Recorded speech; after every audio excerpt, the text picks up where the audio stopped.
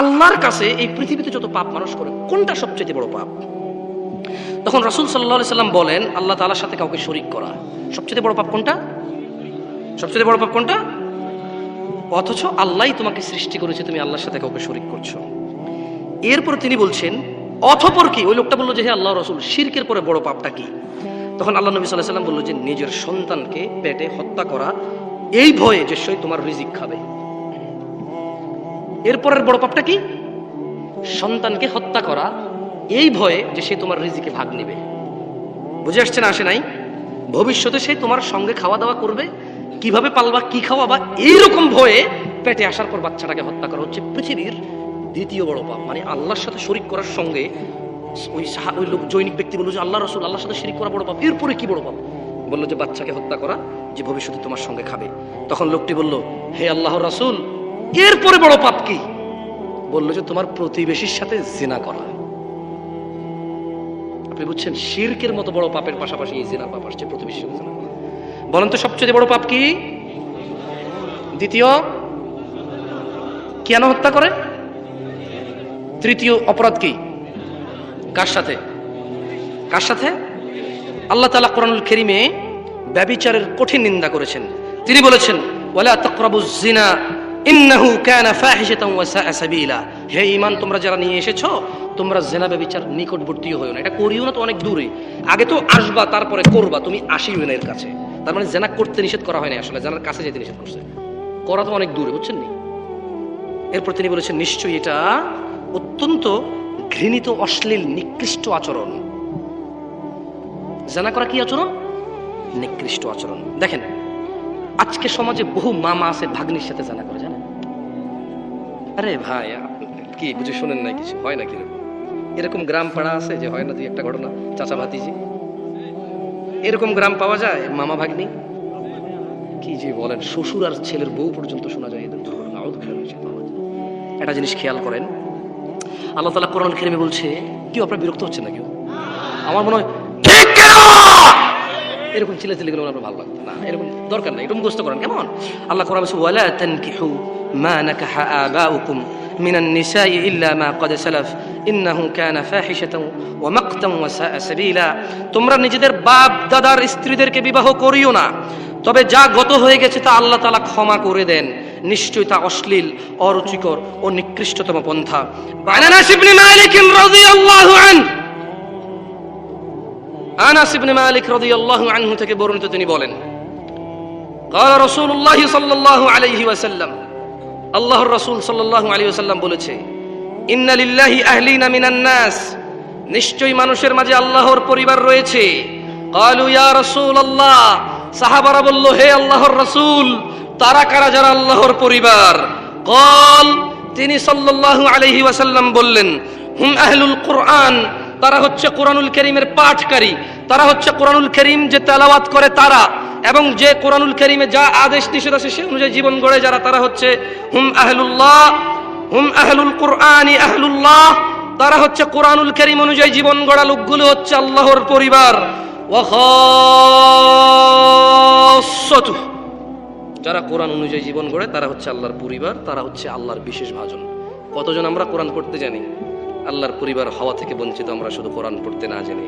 ছেলে সন্তান আর সম্পদের মোহে পড়ে আর কত। ইয়া আইয়ুহাল্লাযীনা আমানু, হে তোমরা যারা ঈমান এনেছো, লা তুলহিকুম আমওয়ালুকুম ওয়ালা আওলাদুকুম আন যিকরিল্লাহ ওয়া মান ইয়াফআল যালিকা ফাউলাইকা হুমুল খাসিরুন। হে ঈমানদাররা, তোমরা ধন সম্পদ, সন্তান, ছেলে মেয়ের মোহে পড়ে আল্লাহর জিকিরকে ভুলে যেও না।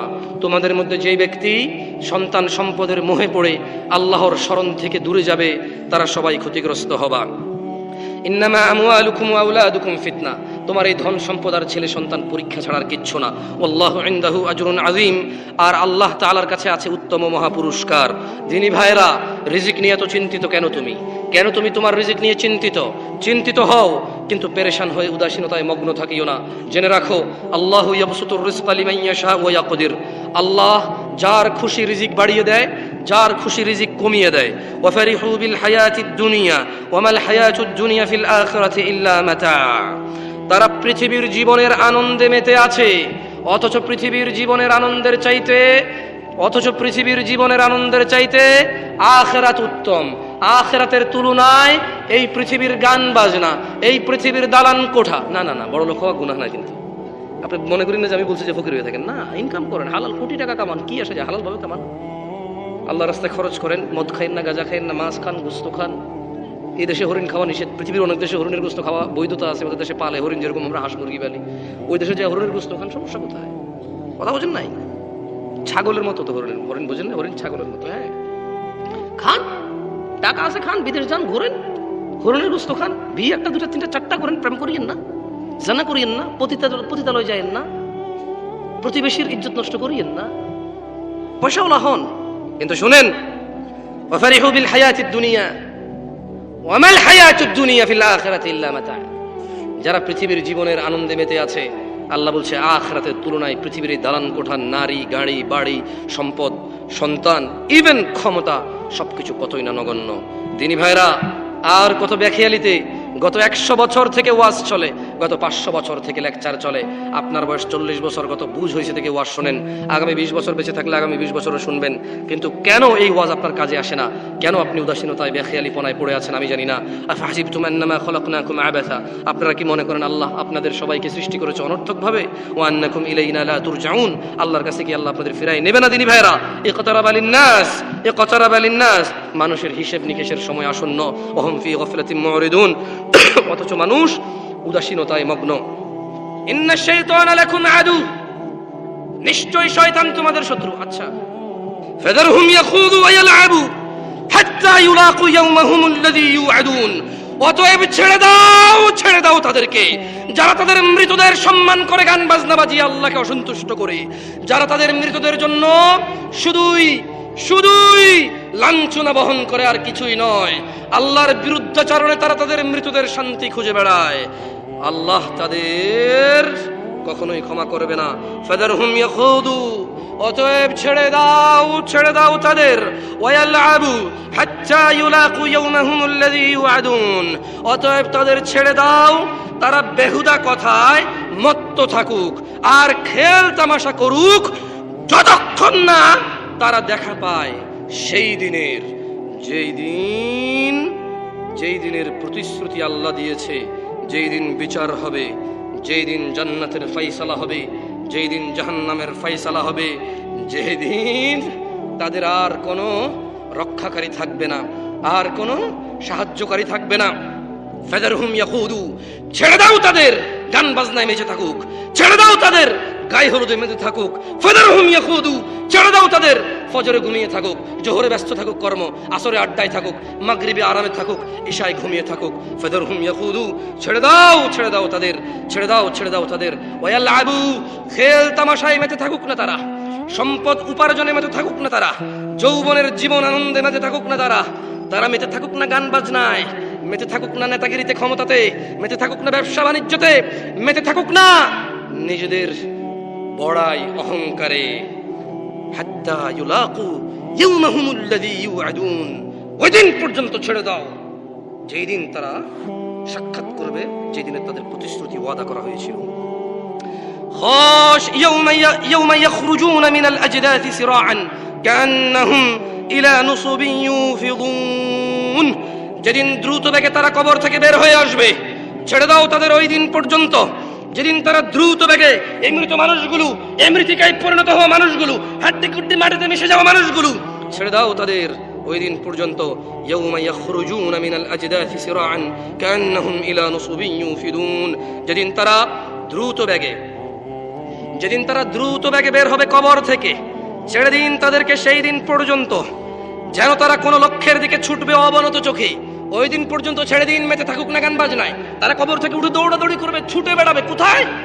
যেন কোনো এক লক্ষ্যে তারা যাচ্ছে, আজকে এটাই তাদের লক্ষ্য, দৌড়ে যাবে ওই দিকে তারা।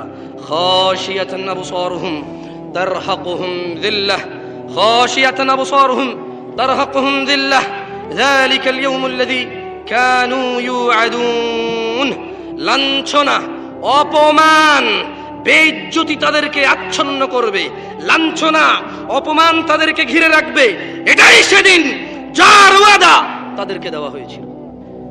ইয়াউমাল কিয়ামাতি তারাল্লাযীনা কাযাবু আলা আল্লাহি ওয়ুজুহুহুম মুসাওয়াদা, আর যারা আল্লাহর প্রতি মিথ্যারোপ করে কিয়ামতের দিন আপনি দেখবেন তাদের চেহারাগুলো কালো দেখতে পাবেন।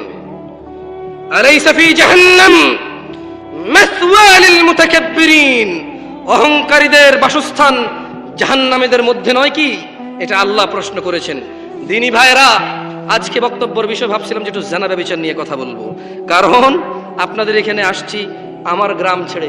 আমার গ্রামে থাকলে আমার গ্রামও দেখতাম বেহায়াপনা, এখানে আসছি এখানেও দেখতে পাইছি, ডিফারেন্ট কোথাও না। টেকনাফ থেকে তেতুলিয়া, রূপসা থেকে পাথুরিয়া, পৃথিবীর উত্তর মেরু থেকে দক্ষিণ মেরু, পূর্ব মেরু থেকে পশ্চিম মেরু, সব জায়গায় কম বেশি আমরা সিমিলার অপরাধে যুক্ত আছি। আমরা যে লোকটা সবচাইতে ভালো, অন্য লোকের চাইতে 2% সর্বোচ্চ ভালো, আমাদের মধ্যে যে লোকটা সবচাইতে খারাপ আমার চাইতে মাত্র 2% বেশি খারাপ, আমিও কম না তার চাইতে খারাপ, আমিও কম না তার চাইতে খারাপ। তার ভিতরেও কম ভালো গুণ নেই, আমার ভিতরে যেমন ভালো গুণ আছে। সো আমরা নিজেদেরকে আমরা নিজেদেরকে সলভ করতে হবে, শুরু করতে হবে সলিউশন নিজে থেকে। কেমন? আল্লাহ তাআলা কোরআনে বলছেন, ইয়া আইয়ুহাল্লাযীনা আমানু, হে তোমরা যারা ঈমান এনেছো, লিমা তাকুল, কেন এমন কথা বলো, মা লা তাফআলুন, যা তোমরা নিজেরাই করবা না, যা তোমরা নিজেরাই করো না। কাবুরা মাকতান ইনদাল্লাহি আন তাকুলু মা লা তাফআলুন, হে ঈমানদাররা, কেন এমন কথা বলো যা নিজেরাই পালন করো না? আল্লাহর কাছে সবচাইতে ঘৃণিত, নেককার, বর্বর, অসভ্য কাজ হচ্ছে নিজে না করে অন্যকে বলা। নিজেদের সংশোধন করতে হবে ভাইরা আমার। যুবক ভাইরা, 30 বছরের বয়স কম, সবাই উঠে দাঁড়াও তো। 30-এর নিচে যারা আছে, 30-এর উপরে যাদের বয়স তারা দাঁড়ায় না, 30-এর নিচেরা দাঁড়ান। যাদের বয়স 30 বছরের কম তোমরা উঠে দাঁড়াও ছোট ভাই আমার। মোটামুটি সবাই তোমরা 60% মেবি বসে যাও, বসে যাও। শোনো শোনো, তোমরা আমার ছোট ভাই। আমি চাই আজকের এই মাহফিল তোমাদের জন্য সৌভাগ্য বয়ে নিয়ে আসুক। আমি চাই না তোমাদের আড্ডা, প্রেমিকাদের সাথে সাক্ষাৎ, মোবাইলে ব্যস্ত হওয়া থেকে, বিরত থেকে তোমরা এখানে আসছো, আমি চাই না এটা বিফল হয়ে যাক। আমি চাই তোমাদের এই সাক্ষাৎ আমার সাথে কল্যাণ বয়ে নিয়ে আসুক, তোমাদেরও আমার। মনোযোগ দিয়ে শোনো ভাইরা আমার, জেনা ব্যভিচারে লিপ্ত হয়েও না। ব্যভিচার একটি মারাত্মক অপরাধ। হত্যার পর ইসলামে ব্যভিচারের অবস্থান। কেন? জেনা ব্যভিচারে মানুষের বংশ মর্যাদা ঠিক থাকে না, বংশ বিস্তার থাকে না, কে কার সন্তান এটা ঠিক থাকে না, মানুষের বংশ পরম্পরা এগিয়ে নেওয়া যায় না। শোনো আমার ভাই, আল্লাহ তাআলা কোরআনুল কারীমে বলছে, মনোযোগ দিয়ে শোনো, ওয়াল্লাযীনা লা ইয়াদউনা মা'আল্লাহি ইলাহান আখার, আর যারা আল্লাহ তাআলার পাশাপাশি অন্য কাউকে ইবাদত করে না। ওয়ালা ইয়াকতুলুনা আন-নাফসাল্লাতী হারামাল্লাহ ইল্লা বিল হক, এবং যারা হত্যা করে না শরীয়ত সম্মত কারণ ছাড়া। এটা কি তুমি বুঝছো? ভুল বুঝিও না এই আয়াতকে। মানে আল্লাহ বলছে যে যারা আল্লাহ তাআলার সাথে অন্য কাউকে শরীক করে না, কি করে না, এবং যথাযথ কারণ ছাড়া অন্য কাউকে হত্যা করে না।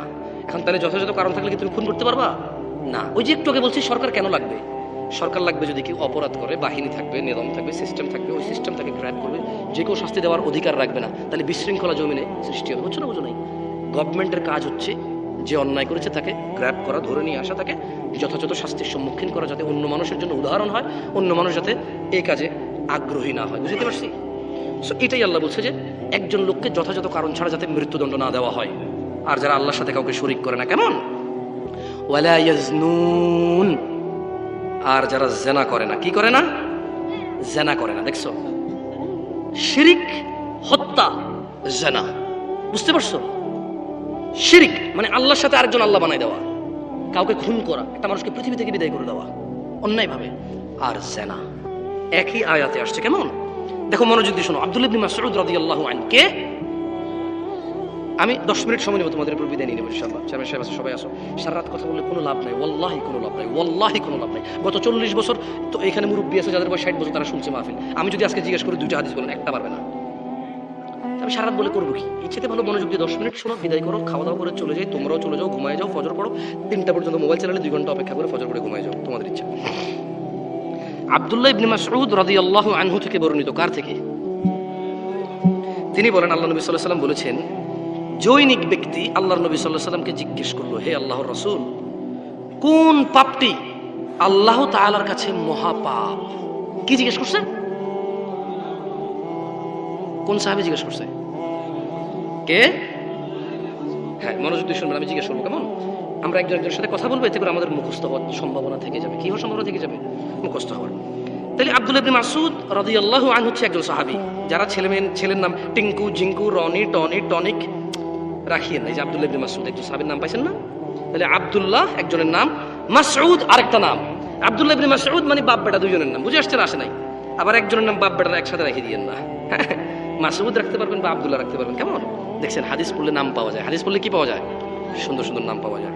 তো তিনি বললেন, একটা লোক আল্লাহর নবীর কাছে এসে বলল, হে আল্লাহর রাসূল, আল্লাহর কাছে এই পৃথিবীতে যত পাপ মানুষ করে কোনটা সবচেয়ে বড় পাপ? তখন রাসূল সাল্লাল্লাহু আলাইহি সাল্লাম বলেন, আল্লাহ তাআলার সাথে কাউকে শরীক করা। সবচেয়ে বড় পাপ কোনটা? সবচেয়ে বড় পাপ কোনটা? অথচ আল্লাহই তোমাকে সৃষ্টি করেছে, তুমি আল্লাহর সাথে কাউকে শরীক করছো। এরপর তিনি বলছেন, অতঃপর কি? ওই লোকটা বললো যে, হে আল্লাহর রাসূল, শিরকের পরে বড় পাপটা কি? তখন আল্লাহ নবী সাল্লাল্লাহু আলাইহি সাল্লাম বললো যে, নিজের সন্তানকে পেটে হত্যা করা, এই ভয়ে যে সে তোমার রিজিক খাবে। এরপরের বড় পাপটা কি? সন্তানকে হত্যা করা, এই ভয়ে যে সে তোমার রিজিকে ভাগ নেবে। বুঝে আসছে না? আসে নাই? ভবিষ্যতে সে তোমার সঙ্গে খাওয়া দাওয়া করবে, কিভাবে পালবা, কি খাওয়াবা, এইরকম ভয়ে পেটে আসার পর বাচ্চাটাকে হত্যা করা হচ্ছে পৃথিবীর দ্বিতীয় বড় পাপ। মানে আল্লাহর সাথে শরীক করার সঙ্গে ওই লোক জৈনিক ব্যক্তি বললো যে, আল্লাহ রাসূল, আল্লাহর সাথে শরীক করা বড় পাপ। এরপরে কি বড় পাপ? বললো যে বাচ্চাকে হত্যা করা, যে ভবিষ্যতে তোমার সঙ্গে খাবে। তখন লোকটি বলল, হে আল্লাহর রাসূল, এরপরে বড় পাপ কি? বললো যে তোমার প্রতিবেশীর সাথে জিনা করা। আপনি বুঝছেন, শিরকের মতো বড় পাপের পাশাপাশি এই জিনার পাপ আসছে, প্রতিবেশীর সাথে জিনা করা। বলেন তো সবচেয়ে বড় পাপ কি? দ্বিতীয়, কেন হত্যা করে? তৃতীয় অপরাধ কি? কার সাথে? কার সাথে? আল্লাহ তাআলা কোরআনুল কারীমে ব্যভিচারের কঠিন নিন্দা করেছেন। তিনি বলেছেন, ওয়ালা তাকরাবুজ জিনা ইন্নাহু কানা ফাহিশাতান ওয়া সাআ সাবিলা। হে ঈমান তোমরা যারা নিয়ে এসেছো, তোমরা জিনা ব্যভিচার নিকটবর্তীও হয়ো না। এটা করিও না তো অনেক দূরে, আগে তো আসবা তারপরে করবা, তুমি আসিও না এর কাছে। তার মানে জিনা করতে নিষেধ করা হয় না, আসলে জানার কাছে যেতে নিষেধ করছে, করা তো অনেক দূরে, বুঝছেন নি? এরপর তিনি বলেছেন, নিশ্চয়ই এটা অত্যন্ত ঘৃণিত, অশ্লীল, নিকৃষ্ট আচরণ। জিনা করা কি আচরণ? নিকৃষ্ট আচরণ। দেখেন আজকে সমাজে বহু মামা আছে ভাগ্নির সাথে জিনা করে, জানেন? আরে ভাই, কি বুঝে শোনেন নাই কিছু? হয় না কিরকম? এরকম গ্রাম পাড়া আছে যে হয় না দুই একটা ঘটনা, চাচা ভাতিজি, এরকম গ্রাম পাওয়া যায়। মামা ভাগ্নি কি যে বলেন, শ্বশুর আর ছেলের বউ পর্যন্ত শোনা যায় দুর্ঘটনা।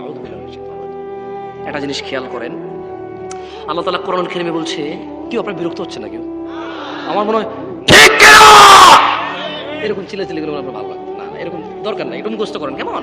আল্লাহ কোরআন বলছে, ওয়ালা তানকিহু মা নাকাহা আবাউকুম মিনান নিসাই ইল্লা মা ক্বাদ সালাফ ইন্নাহু কানা ফাহিশাতান ওয়া মাকতান ওয়া সাআ সাবিলা। তোমরা নিজেদের বাপ দাদার স্ত্রীদেরকে বিবাহ করিও না, তবে যা গত হয়ে গেছে তা আল্লাহ তাআলা ক্ষমা করে দেন, নিশ্চয়ই তা অশ্লীল, অরুচিকর ও নিকৃষ্টতম পন্থা। বারা রাদিয়াল্লাহু আনহু থেকে বর্ণিত, তিনি বলেন, একদা বারা রাদিয়াল্লাহু ওনার চাচার সাথে সাক্ষাৎ পায় এবং ওনার হাতে একটা তলোয়ারের ঝান্ডা ছিল, কেমন? তো তিনি ওনার চাচাকে বলল যে, যুদ্ধের ঝান্ডা ছিল। তিনি চাচাকে বলল যে, চাচা আপনি কোথায় যাচ্ছেন? তো চাচা জবাবে বলল, বাআসানি রাসূলুল্লাহ সাল্লাল্লাহু আলাইহি ওয়াসাল্লাম। চাচা বলল, আমাকে আল্লাহর নবী এক ব্যক্তির নিকট পাঠিয়েছেন। কেন? ইলা রাজুলিন নাকাহা ইমরাআতা আবিহ ফাআমারানি আন আদরিবা উকুবাহ ওয়া আখাযাহু মালাহ। বলল যে আমাকে আল্লাহর নবী পাঠাইছে এক ব্যক্তির কাছে, যে তার বাপের স্ত্রীকে কি করেছে? বিবাহ করেছে। আল্লাহর নবী বলেছে তার মাথাটাকে গর্দান থেকে একদম আলাদা করে দিবা, আর তার যত সমস্ত আছে তার সব কি করবা? জব্দ করে রাষ্ট্রীয় সম্পদে যোগ করে দাও। সে তার মায়ের, সে তার সৎ মাকে বিয়ে করেছে। একটা জিনিস চিন্তা করেন তো, বিয়ে হালাল কিনা? সৎমাকে বিয়ে করা হারাম, জেনা না, বিয়ে করেছে। আল্লাহ নবী বলেছেন গর্দান ফেলে দাও, সম্পদ নিয়ে নাও। এই সমাজে বহু ছেলে বয়সে বড়, বাবা দ্বিতীয় বিয়ে করেছে সৎমাদের সাথে, আজে বাজে সম্পর্ক রাখার কামনা রাখে, বাসনা রাখে। ইন্না লিল্লাহি ওয়া ইন্না ইলাইহি রাজিউন। তাহলে যারা মাহরাম, মানে যাদেরকে বিবাহ করা হারাম, বিবাহ করলে আল্লাহ নবী বলছে গর্দান উড়ায় দাও, তার সম্পদ নিয়ে নাও তার। তাইলে বিবাহ তো হালাল জিনিস, কিন্তু এদেরকে বিবাহ করলে বলছে গর্দান উড়ায় দাও, সম্পদ নিয়ে নাও। তাহলে এই যে আমরা সমাজে মামা ভাগ্নি, ভাতিজি, চাচা ইত্যাদি ইত্যাদি, ইন্না লিল্লাহি ওয়া ইন্না ইলাইহি রাজিউন, জিনা, এটা তো আরো কত বড় জঘন্য পাপ। তাহলে চিন্তা করে দেখেন। আল্লাহ তাআলা আমাদেরকে বোঝার তৌফিক দান করুন। আমি আজকে এখান থেকে বিদায় নেব একটা হাদিস পড়ে। দেখেন আপনাদের কোনো কাজে আসে কিনা এই হাদিসটা। আমি চেষ্টা করবো আপনাদের মুখস্থ করে দিতে, যদি আপনারা মুখস্থ করতে চান। মুখস্থ করতে রাজি আছেন? তাহলে সবাই মক্তবের মতো, মক্তবে যেভাবে পড়েছেন আমার সাথে সেভাবে পড়বেন, এরপর আমি বিদায় নেব। কেমন?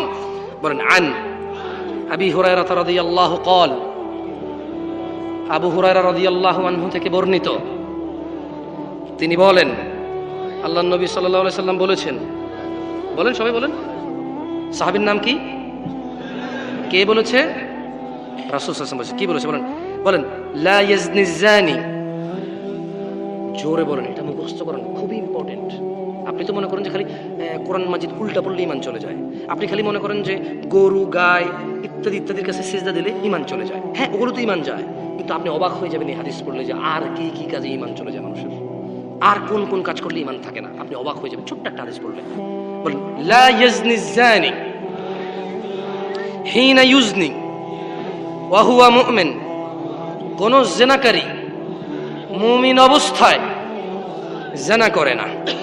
ওয়ালা ইয়াশরিবুল খামর ওয়ালা ইয়াশরাবুল খামর হিনা ইয়াশরাব ওয়া হুয়া মুমিন। কোন মদ পানকারী মদ পান করে না ঈমানদার থাকা অবস্থায়। ওয়ালা ইয়াসরিকু হিনা ইয়াসরিক ওয়া হুয়া মুমিন। কোন চোর ঈমানদার অবস্থায় চুরি করে না। ওয়ালা ইয়ানতাহিবু নুহবাতান ইয়ারফাউ الناس ইলাইহি ফিহা আবসারহুম হিনা ينتهبها. দুঃখিত, সরি।